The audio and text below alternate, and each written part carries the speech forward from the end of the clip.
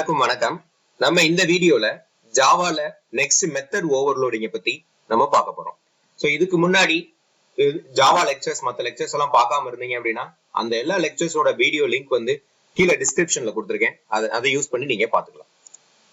So அப்ப நம்ம இதுல என்ன பார்க்க போறோம் அப்படின்னு கேட்டீங்க அப்படின்னா நம்ம ஓவர்லோடிங் மெத்தட் ஓவர்லோடிங் கான்செப்டை பத்தி பார்க்க போறோம். சோ பொதுவா மெத்தட் ஓவர்லோடிங் அப்படின்னா காமன் டெஃபினிஷன் என்ன அப்படின்னா ஒரே கிளாஸுக்குள்ள ஒரு சிங்கிள் கிளாஸுக்குள்ள மல்டிபிள் மெத்தட்ஸ் யூஸ் பண்ண போறோம். மோர் தென் ஒன் மெத்தட் யூஸ் பண்ண போறோம். அந்த எல்லா மெத்தடுக்குமே ஒரே நேமா இருக்க போகுது, ஆனா டிஃப்ரெண்ட் பாராமீட்டர் வேல்யூஸ் இருக்க போகுது. இந்த மாதிரி யூஸ் பண்ற கான்செப்ட் தான் மெத்தட் ஓவர்லோடிங் அப்படின்னு சொல்லி சொல்லுவாங்க. பொதுவா ஓவர்லோடிங் அப்படிங்கிறது என்னதுன்னா ஒரே விஷயத்த மல்டிபிள் பர்பஸ்க்கு யூஸ் பண்ணோம் அப்படின்னா அதுதான் ஓவர்லோடிங் அப்படின்னு சொல்லி சொல்லுவாங்க. அதவே நம்ம என்ன பண்றோம் அப்படின்னா ஃபங்க்ஷன் கான்செப்ட்ல மெத்தட் கான்செப்ட்ல நம்ம இம்ப்ளிமெண்ட் பண்றதுனால அந்த கான்செப்டுக்கு பேர் என்னது அப்படின்னா மெத்தட் ஓவர்லோடிங் அப்படின்னு சொல்லி சொல்லுவாங்க. சோ ஓவர்லோடிங் அப்படிங்கிற ஃபர்ஸ்ட் காமன் டெஃபினிஷன் என்னன்னா ஒரே விஷயத்த மல்டிபிள் பர்பஸ்க்கு யூஸ் பண்றது தான் ஓவர்லோடிங் அப்படின்னு சொல்லி சொல்லுவாங்க. அதாவது இப்ப எக்ஸாம்பிளுக்கு இந்த பிளஸ் அப்படிங்கிற இது ஒரு சிம்பிள். பொதுவா இந்த பிளஸ் வந்து ரெண்டு பர்பஸ்க்கு யூஸ் ஆகும்.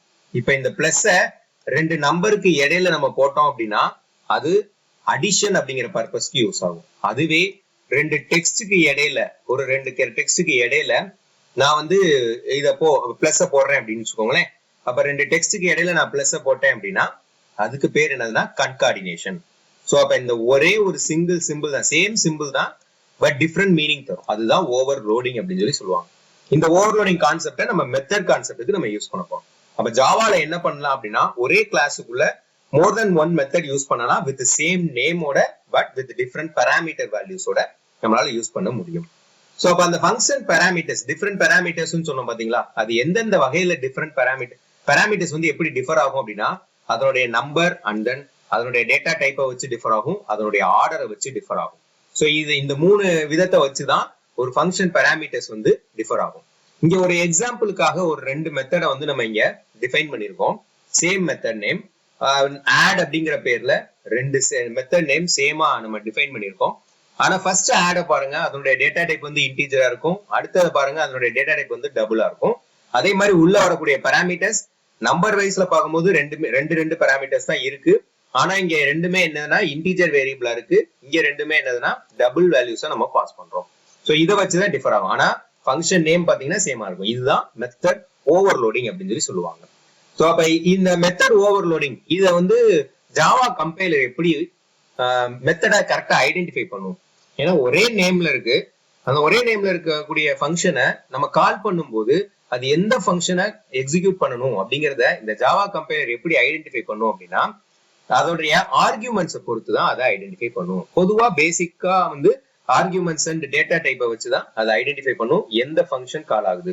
சோ அதனுடைய ஆர்கியூமெண்ட்ஸ் நம்ம ஃபங்க்ஷனை கால் பண்ணும்போது எந்த மாதிரியான ஆர்கியூமெண்ட்ஸை பாஸ் பண்றோங்கிறத பொறுத்து அங்க இருக்கக்கூடிய சேம் மெத்தட்ஸ்ல எந்த மெத்தடை கால் பண்ணணும், எந்த மெத்தடை எக்ஸிக்யூட் ஆகணும் அப்படிங்கறத இந்த ஜாவா கம்பைலர் டிசைட் பண்ணும். சோ அப்ப இதுல அடுத்து இப்ப இந்த மெத்தட் ஓவர்லோடிங் ஒர்க்கிங் என்ன அப்படின்னு கேட்டோம் அப்படின்னா first method name. Overloaded method வந்து கண்டிப்பான முறையில சேம் நேமா இருக்கும். சேம் நேமா இருந்தாதான் அந்த இடத்துல மெத்தட் ஓவர்லோடிங் கான்செப்டே அங்க செயல்படும். அந்த அதனுடைய பாராமீட்டர் லிஸ்ட் என்னவா இருக்கும் அப்படின்னு கேட்டீங்க அப்படின்னா இந்த பாராமீட்டர் லிஸ்ட் அப்படிங்கிறது ஃபர்ஸ்ட் நம்பர் ஆஃப் பாராமீட்டர்ஸ் வச்சு டிஃபரன்ஷியேட் பண்ணலாம், அல்லது டேட்டா டைப்ஸ் ஆஃப் பாராமீட்டர்ஸ் வச்சு பண்ணலாம், இல்லைன்னா ஆர்டர் ஆஃப் த பாராமீட்டர்ஸ். இந்த நம்பர் ஆஃப் பாராமீட்டர்ஸ் தெரியும், எத்தனை நம்பர் ஆஃப் பாராமீட்டர்ஸ் நம்ம ஒரு ஃபங்க்ஷனுக்கு பாஸ் பண்றோம் அப்படிங்கறத பொறுத்து டிஃபர் ஆகும். இன்னொரு டேட்டா டைப், அந்த பாராமீட்டர்ஸ் உடைய டேட்டா டைப். இப்போ ஒரு ஃபங்க்ஷனுக்கு நம்ம ஒரு பாராமீட்டர் பாஸ் பண்றோம்னா அது இன்டீஜர் டேட்டா டைப்பா டபுள் டேட்டா டைப்பா அதை வச்சு அது டிஃபர் பண்ணிக்கும். இன்னொன்னு ஆர்டர் ஆஃப் பாராமீட்டர்ஸ். இந்த ஆர்டர் ஆஃப் பாராமீட்டர்ஸ் அப்படிங்கிறது என்னதுன்னா எந்த பாராமீட்டர் ஃபர்ஸ்ட் கொடுத்துருக்கோம், எந்த பாராமீட்டர் செகண்ட் கொடுத்துருக்கோம் அப்படிங்கறத பொறுத்து அது டிஃபரன்ஷியேட் பண்ணிக்கும். அந்த பாராமீட்டர் லிஸ்ட் வந்து இப்படிதான் இந்த மூணு வகையில ஏதோ ஒரு வகையில வந்து அது டிஃபரன்ஷியேட் பண்ணிக்கும் அப்படின்னு சொல்லிப்பாங்க. இப்ப எக்ஸாம்பிள் பாருங்க, நான் மேல சொன்ன எக்ஸ்பிளைன் பண்ண கான்செப்டுக்கு எக்ஸாம்பிள் பார்த்தோம் அப்படின்னா எனக்கு கிளியரா புரிஞ்சிடும். இங்க வந்து நான் என்ன பண்ணிருக்கேன் அப்படின்னா அர்த்தமெட்டிக் அப்படின்னு சொல்லி ஒரு கிளாஸ் கிரியேட் பண்ணிருக்கேன். அந்த கிளாஸுக்குள்ள ஆட் அப்படின்னு சொல்லி ரெண்டு மெத்தட் யூஸ் பண்ணிருக்கேன். சோ அர்த்தமெட்டிக் அப்படிங்கிற ஒரு கிளாஸ், அந்த கிளாஸுக்குள்ள நான் ஆட் அப்படின்னு சொல்லி ரெண்டு மெத்தட் யூஸ் பண்ணிருக்கேன். ஃபர்ஸ்ட் ஆட்னு யூஸ் பண்ணிருக்கக்கூடிய இந்த ஃபங்க்ஷனுக்கு பாருங்க ரெண்டு பாராமீட்டர் பாஸ் பண்ணிருப்பேன், இங்கேயும் ரெண்டு பாராமீட்டர் பாஸ் பண்ணிருப்பேன். ஆனா டேட்டா டைப்ஸ் வந்து டிஃபரெண்டா பாஸ் பண்ணிருப்பேன். இங்க இன்டீஜர் டேட்டா டைப், இங்க டபுள் டேட்டா டைப். சோ இந்த ஃபர்ஸ்ட் ஃபங்க்ஷன்ல என்ன பண்ணிருக்கேன் அப்படின்னா அடிஷன் தான் பண்ணிருக்கேன். இங்கேயும் ரெண்டு வேல்யூ ஆட் பண்ணி ரிட்டர்ன் பண்ணிருக்கேன். இந்த ரிட்டர்ன் யூஸ் பண்றதுனால என்ன ஆகும் அப்படின்னா ஃபங்க்ஷன் கால் பண்ண இடத்துக்கே திரும்ப ரிவர்ட் பேக் ரிசல்ட்டை எடுத்து கொண்டு போகும். அதுதான் இந்த ரிட்டர்னுடைய பர்பஸ். ஓகேவா? இந்த ஃபர்ஸ்ட் ஃபங்க்ஷனுடைய டேட்டா டைப் வந்து இன்டா இருக்கு, செகண்ட் ஃபங்க்ஷனுடைய டேட்டா டைப் வந்து டபுளா இருக்கு. சோ இது ரெண்டுமே என்னதான் பண்ண போகுது, டபுள் அடிஷன் தான் பண்ண போகுது. ஆனா இன்டீஜர் வேல்யூஸ் ஆட் பண்றதுக்கு ஒரு ஃபங்க்ஷனும் பாயிண்ட் வச்ச வேல்யூஸ் ஆட் பண்றதுக்கு ஒரு ஃபங்க்ஷனும் தனித்தனியா நம்ம வச்சிருக்கோம்.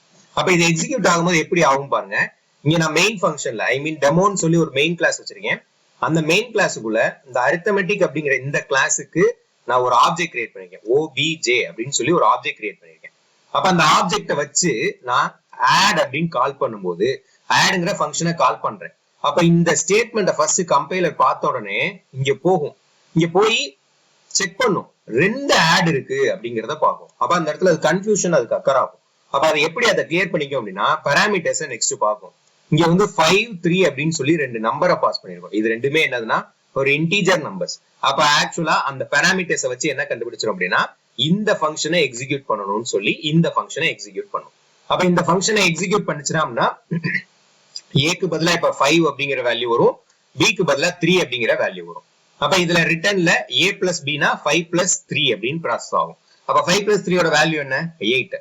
இந்த ரிட்டர்ன் அப்படின்னா என்னதுன்னா ஃபங்க்ஷன் எங்க இருந்து கால் பண்ணப்பட்டுச்சோ அதே இடத்துக்கு திரும்ப போயிடும்.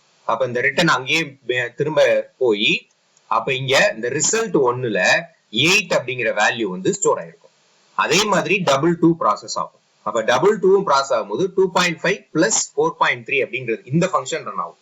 இந்த ரெண்டாவது ஆட கால் பண்ணிருக்கிறதுல பாராமீட்டர் வந்து பாயிண்ட் வச்ச வேல்யூ பாஸ் பண்ணிருக்கோம். அப்ப ரெண்டாவது ஃபங்க்ஷன் கால் ஆகும். அப்ப இந்த ரெண்டாவது ஃபங்க்ஷன்ல கால் ஆகி 2.5 பிளஸ் 4.3 அப்படின்னு சொல்லி வந்திருக்கும். சோ 6.8 அப்படிங்கிற ரிசல்ட் வந்து இந்த ரிசல்ட் 2ல ஸ்டோர் ஆயிருக்கும். அப்ப இந்த ஃபர்ஸ்ட் ரிசல்ட் 1ல 8ங்கிற வேல்யூ ஸ்டோர் ஆகும்.